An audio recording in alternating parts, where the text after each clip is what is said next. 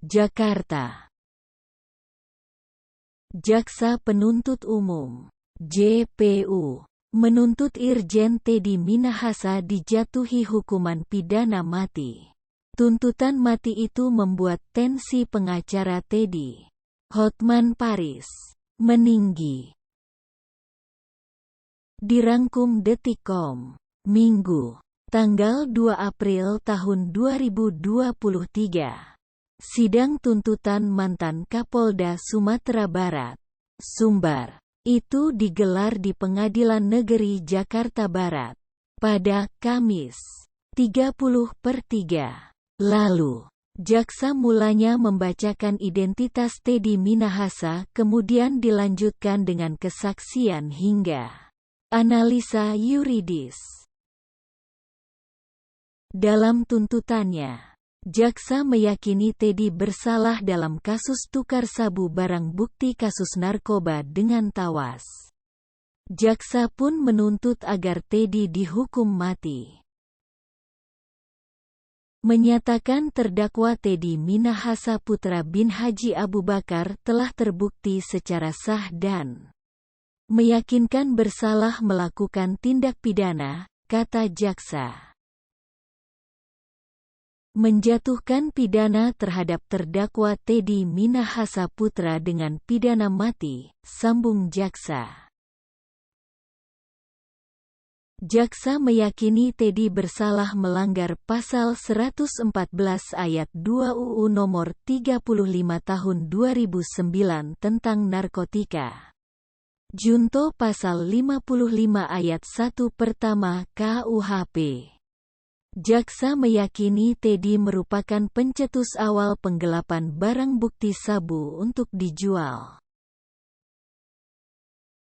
Jaksa juga meyakini Teddy sebagai orang yang mengajak AKBP Dodi untuk bekerja sama menukar sabu, hingga menjualnya melalui Linda Pujiastuti. Jaksa pun meyakini Teddy telah menerima 300 juta rupiah dari penjualan sabu yang dilakukan lewat Linda. Hal memberatkan Teddy ialah menikmati keuntungan dari penjualan sabu, memanfaatkan jabatan Kapolda Sumbar dalam peredaran gelap narkoba hingga berbelit-belit dalam sidang. Jaksa menyatakan tak ada hal yang meringankan tuntutan Teddy. Terdakwa merupakan anggota Polri dengan jabatan Kapolda Sumatera Barat di mana sebagai seorang penegak hukum, terlebih dengan tingkat jabatan Kapolda. Seharusnya terdakwa menjadi garda terdepan dalam memberantas peredaran gelap narkotika. Namun terdakwa justru melibatkan dirinya dan anak buahnya dengan memanfaatkan jabatannya dalam peredaran gelap narkotika sehingga sangat kontradiksi dengan tugas dan tanggung sebagai Kapolda dan tidak mencerminkan sebagai seorang aparat penegak hukum yang baik dan mengayomi masyarakat, ujar jaksa. Usai mendengar tuntutan mati, Teddy terlihat berjalan ke arah pengacaranya. Dia juga sempat melepas masker yang digunakannya selama persidangan. Teddy kemudian tersenyum ke pengunjung sidang. Dia juga sempat melambaikan tangan sebelum dibawa jaksa untuk kembali ke rutan. Tensi Hotman Paris naik usai mendengar tuntutan mati terhadap Teddy Minahasa. Baca di halaman selanjutnya. Lebih besar dari. Hotman Paris naik tensi gegera Teddy dituntut mati. Pengacara Irjen Teddy, Hotman Paris Hutapea, mengaku tensinya naik saat mendengar tuntutan hukuman mati dibacakan jaksa penuntut umum. Dia mengaku membela Teddy untuk mencari kebenaran.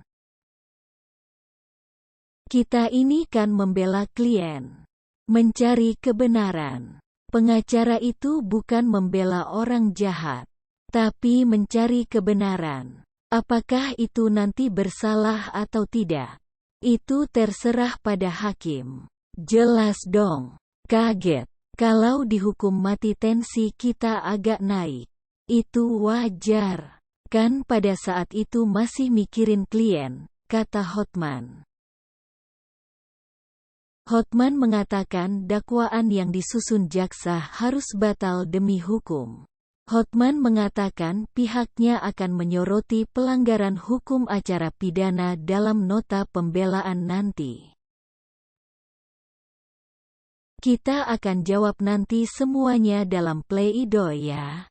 Seperti saya bilang tadi, kalau dari segi hukum acara bahwa memang dakwaan batal demi hukum, harus diulangi lagi kalau mau ya, ujar Hotman. Jadi kita mengatakan bahwa pleidoy kita nanti akan terutama fokus ke arah pelanggaran hukum acara. Yang serius yang menurut Undang-Undang Hukum Acara tidak boleh dilanggar. Akibatnya, dakwaan batal demi hukum, sambungnya. Hotman mengklaim hal-hal yang menguntungkan Teddy seringkali tak ditanyakan kepada saksi di sepanjang persidangan kasus ini. Salah satunya, kata Hotman, ialah soal pesan WhatsApp perintah musnahkan oleh Teddy.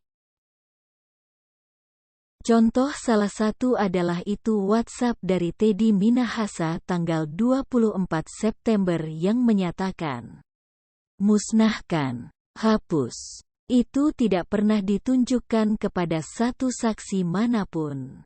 Tidak ada satu saksi pun dalam BAP ditanyakan soal itu, tutur Hotman.